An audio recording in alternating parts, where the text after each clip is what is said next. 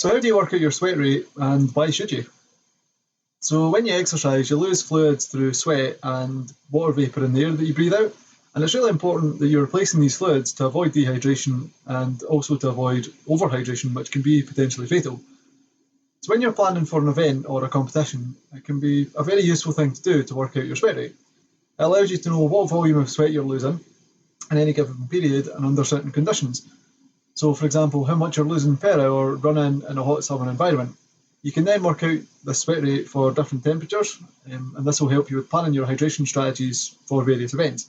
So your sweat rates is going to be different for winter as to summer because you're going to be losing a lot more in the hot environment.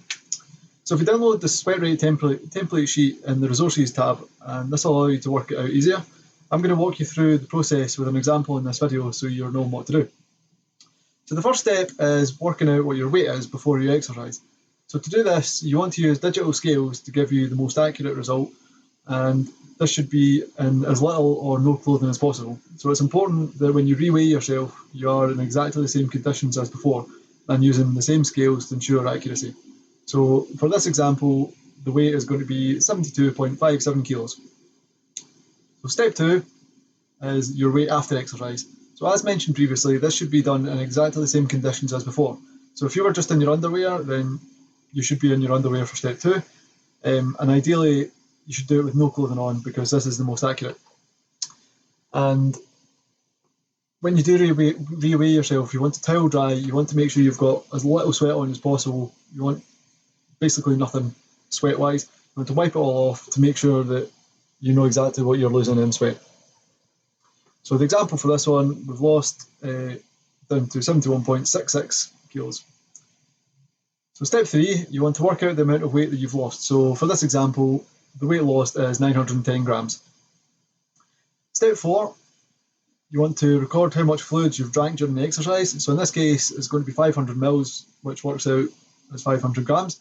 Most drinks are a simple 1 milliliter to 1 gram conversion, but just be careful with this because if you happen to be drinking more dense fluids, it can change.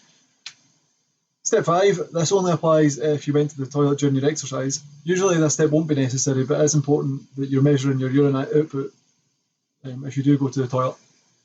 And if you do have to, then use a jog, whatever, so you can get the exact volume. And this would get added in if necessary. Step 6, add the numbers from steps 3 and 4 together. And then, if required, subtract the urine volume from that, so step 5. Ideally, you don't want to be going to the toilet during this process because it does make it a little bit more complicated.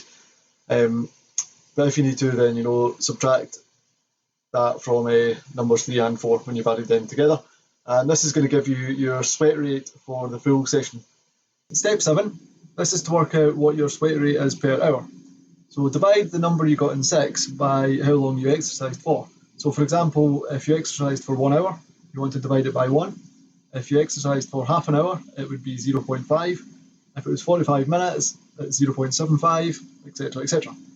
So in our example, we exercised for 45 minutes, which is 0.75, and that works out at 1,880 mils, so 1.88 litres, which is quite a lot.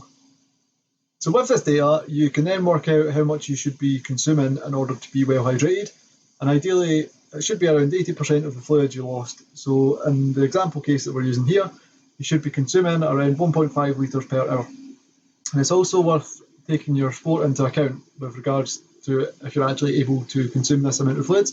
So if you play a sport like football and you're looking to consume 1.5 litres an hour, you're probably not going to manage that due to the nature of the game, whereby you only get one break at half time, and drinking 1.5 litres at half time is going to cause issues in the second half. So if you do need more fluids like this, but you're not physically able to drink that amount of fluids, then you should be looking at a sports drink because they can actually help you hydrate better than plain water. And there is a video on the different sports drinks and what they do and what the benefits of them are.